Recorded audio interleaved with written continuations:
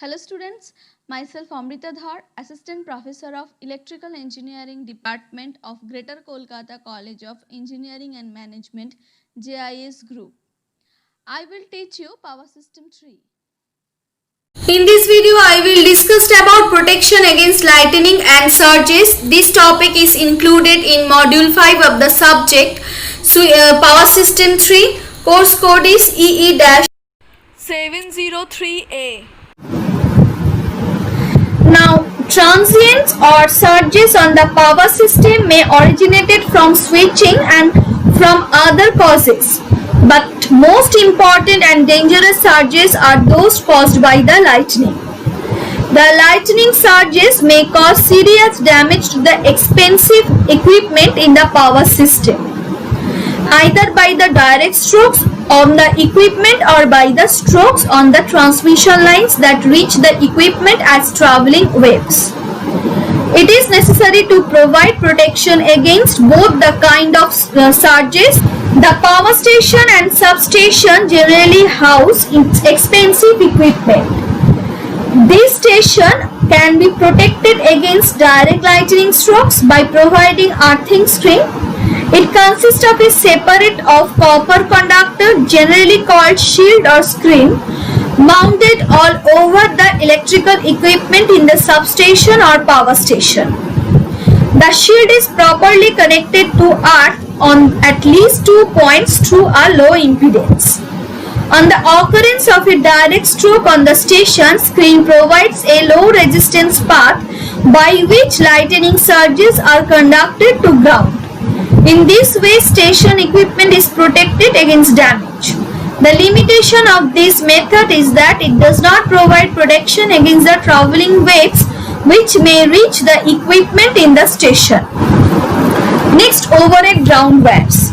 The most effective method of providing protection to transmission lines against direct lightning strokes is by use of overhead wires.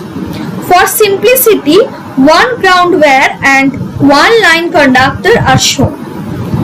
Now the ground wire are placed above the line conductor. This is the line conductor and this is the ground wire. Ground wire is placed above the line conductor. The ground wires are placed above the line conductors at such position that practically all the lightning strokes are intersected by them. The ground wires are grounded at each tower or pole through a low resistance as possible. Due to their proper location, the ground wire will take up all the lightning strokes instead of allowing them to line conductors. Now, when direct lightning strokes occur on the transmission line, it will be taken up by the ground wires. The heavy lightning current from the ground wire flows to the ground, thus protecting the line from the harmful effects of lightning. It may be mentioned here that the degree of protection provided by the ground wire depends upon the footing resistance of the tower. Suppose, for example, tower footing resistance R1 ohm and the lightning current from the tower to ground is I1 ampere. Then the tower rises to a potential V1 is given by V1 equals to I1 R1. To a potential VT is given by VT equals to I1 R1.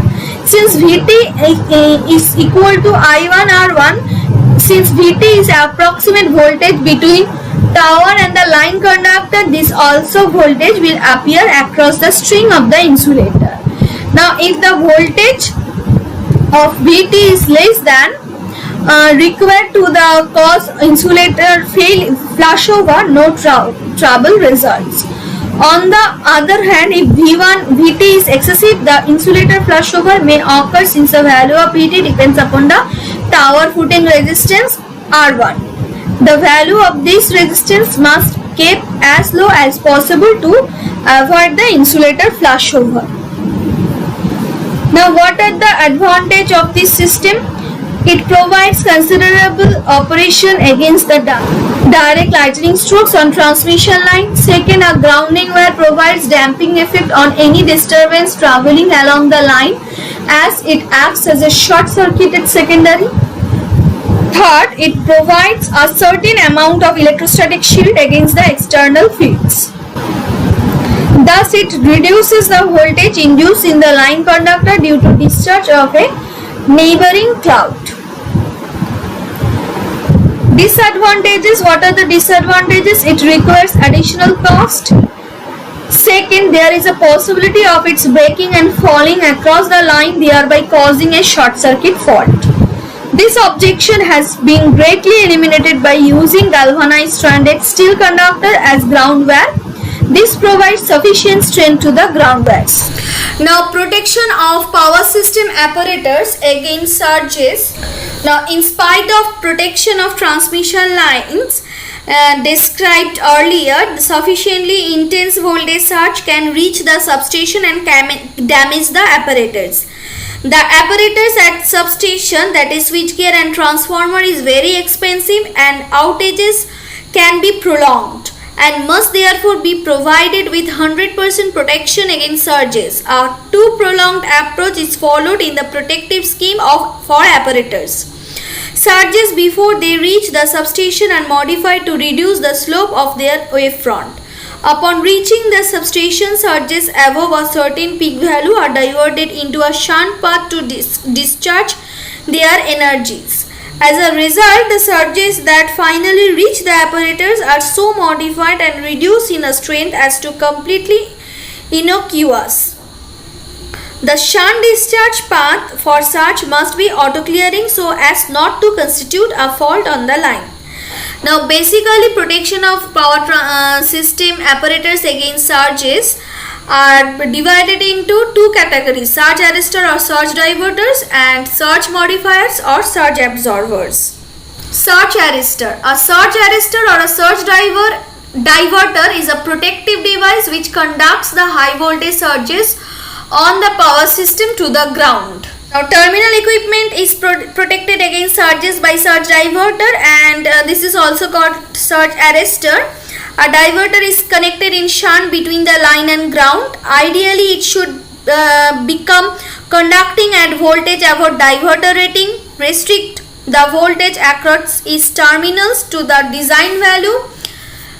Become non-conducting again when the line to neutral voltage becomes lower than the design value. In other words, it should not permit any power follow on current, and it not conduct any current at normal or somewhat above the normal power frequency voltages. Now, there are different types of surge arrestors: rod gap arrestor, horn gap arrestor, multi gap arrestor, expulsion type lightning arrestor, valve type lightning arrestor. First, rod gap arrestor. Now, it is very simple type of diverter and it consists of two 1.5 centimeter rod which are bent at 90 degree with a gap in between, as you can see in this picture. These are the rods which are bent 90 degree and a gap of 1.5 centimeter. One rod is connected to the line and the other rod is connected to the earth. This rod is connected to line and this rod is connected to earth. This rod is connected to transformer tank and transformer tank is earth. So this rod is connected to earth. The distance between gap and insulator, that is distance P, must not be less than 1/3 of the gap length so that the earth may not reach the insulator and damage it. Generally, the gap length is so adjusted that breakdown should occur at 80% of spark over voltage in order to avoid cascading of very steep wavefronts across the insulator. The string of insulators for an overhead line on the bushing of transformer has frequently a rod gap across it. Under normal operating condition, the gap remains non-conducting. On the occurrence of a high voltage surge on the line, the gap sparks over and the surge current is conducted to earth. In this way, excess charge on the line due to surge is harmlessly conducted to earth. So, under a normal operating condition, this gap is non-conducting, and under fault condition or under lightning stroke, this path is conducting. Now, there are limitations of This type of arrestor, first after the search is over, the arc in the gap is maintained by the normal supply voltage leading to a short circuit on the system. That means search is over, but the rods may melt or get damaged due to excessive heat produced by the arc. The climate condition, that is rain, humidity, temperature, affect the performance of the rod gap arrestor. The polarity of the search also affect the performance of this arrestor. Now, due to this limitation, the rod gap arrestor is only used as the backup protection in case of main arrestor. Next is the horn gap arrestor. Now, there are two metal rods A and B, looks like a horn and separated by a small air gap. The horns are constructed, the distance between them gradually increase towards the top. The horns are mounted on the porcelain insulator. One end of the horn is connected to the line through a resistance R and choke coil L. While the other end is effectively grounded, the resistance R helps in limiting follow current to a small value. The choke coil is so designed that it offers small reactance at normal power frequency, but a very high choke coil is so high reactance at the transient frequency, thus the choke does not allow the resistance to enter the apparatus to be protected. The gap between the horns is so adjusted that the normal supply voltage is not enough to cause an arc across the gap. Under normal operating condition, the gap is non-conducting, that is normal supply voltage is sufficient to initiate the arc between the gap. On the occurrence of a voltage, spark over takes place across the small gap G. The heated air around the arc and the magnetic effect of the arc causes the arc to travel up the gap. The arc moves progressively into position 1, 2 and 3. At some position of the arc, that is position 3, the distance is too large to maintain the voltage, to maintain the arc. Consequently, the arc is extinguished and the excess charge on the line is thus conducted through the arrestor to the ground. That's why the distance is increasing in such a way that the voltage is not enough to maintain the arc. But this arrestor has also advantages and disadvantages. Advantages are the arc is self-clearing. Therefore, this type of arrestor does not create a short circuit of the system after the surge is over. And series resistance helps in the limiting the follow current to a small value.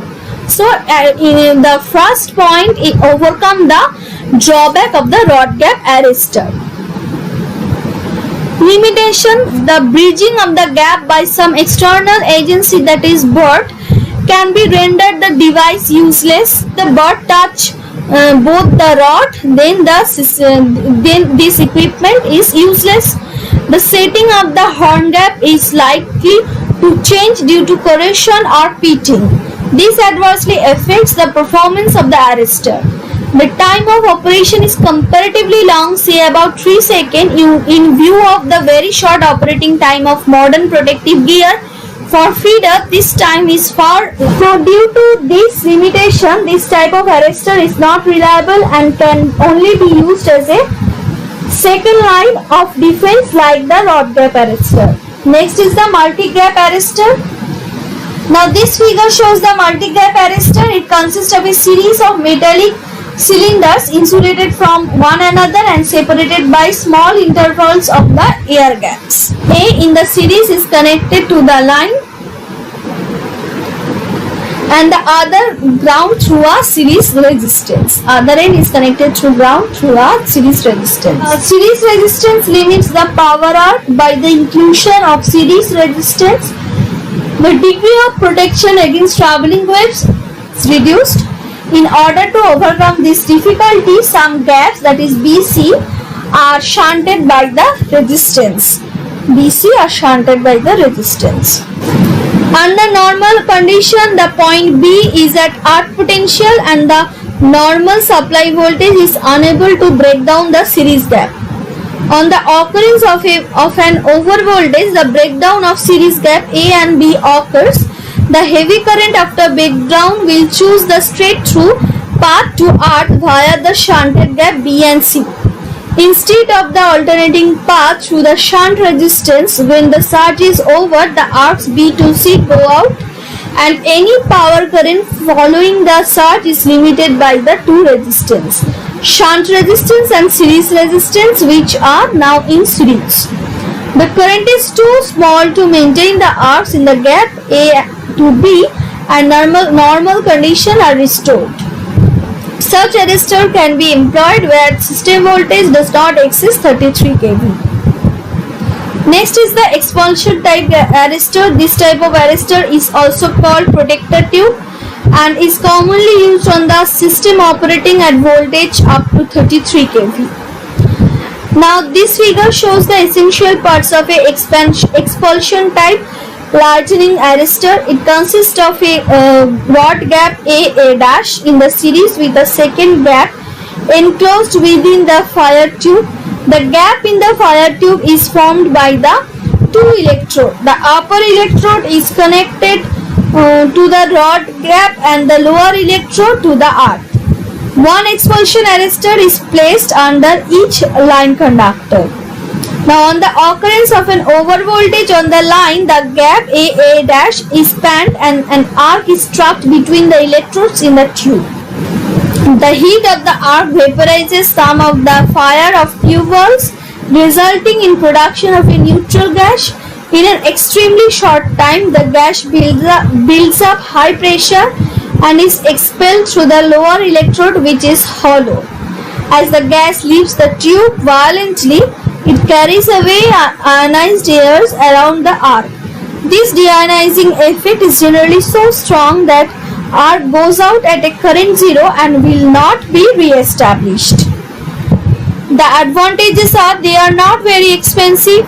Second, they are improved form of rod gap arrestor as they block the flow of power frequency for follow currents. They can be easily installed. And what are the limitation? An expulsion time arrestor can perform only limited number of operation as during each operation some of the fiber material is used up. Second, this type of arrestor cannot be mounted in an enclosed equipment due to discharge of gases during operation. Third, due to poor volt ampere characteristics of arrestor, it is not suitable for the protection of expensive equipment. Next is the valve type arrestor. Valve type arrestor incorporate non-linear resistors and are extensively used on power system operating at high voltages. Now this figure shows the various parts of the valve type arrestor. It consists of two assemblies, spark series gap and non-linear resistors disc in series. Both the assemblies are accommodated in the tight porcelain container. Now the spark gap is a assembly consisting of a number of identical spark gaps in series. Each gap consists of two electrodes with a fixed gap spacing. The voltage distribution across the gap is linearized by means of additional resistance elements called grading resistors across the gap. The spacing of the series gap is such that it will withstand the normal circuit voltage. However, an overvoltage will cause the gap to break down, causing the surge current to ground via nonlinear resistor. The nonlinear resistor discs are made of inorganic compounds such as thyrite or metrocil. These discs are connected in series. The nonlinear resistor have the property of offering a high resistance to current flow when normal system voltage is applied, but a low resistance to current to flow the high surge current in case of a lightning strikes. In other words, the resistance of these nonlinear elements decreases the increases in the current through them and vice versa. Now, how it operates under normal operating condition, the normal system voltage is insufficient to cause the breakdown of air gap assembly. On the occurrence of an overvoltage, the breakdown of series spark gap takes place and the surge current is conducted to earth via nonlinear resistor. Since the magnitude of surge gap is very large, the nonlinear elements will offer at a low resistance to the passage of surge. The result is that the surge will rapidly go to earth instead of being sent back over the line. When the surge is over, the nonlinear resistor assume high resistance to stop the flow of current. Now, what are the advantages? They provide very effective protection against surges. They operate very rapidly, taking less than a second. The impulse ratio is practically impunity. What is impulse ratio? Breakdown voltage under surge condition by breakdown voltage under low frequency condition. What are the limitations? They may fail to check the surges of very steep wavefront from reaching the terminal apparatus. This calls for additional steps to check steep fronted waves. Their performance is adversely affected by the entry of moisture into the enclosure. This necessitates effective sealing of the enclosure at all times. Applications. Now, according to their application, the valve type arrestor classified as station type and line type. The station type arrestors are generally used for protection of important equipment in the power station operating on voltage up to 220 kV or higher, and the line type arrestor used for station handling voltage up to 66 kV. Next is the surge absorber. The traveling wave set up on the transmission line by the surges may reaches the terminals apparatus and cause damage to it. The amount of damage caused not only depends upon the amplitude of the surge but also upon the steepness of its wavefront.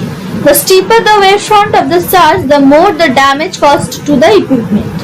In order to reduce the steepness of wavefront of a surge, we generally use surge absorber.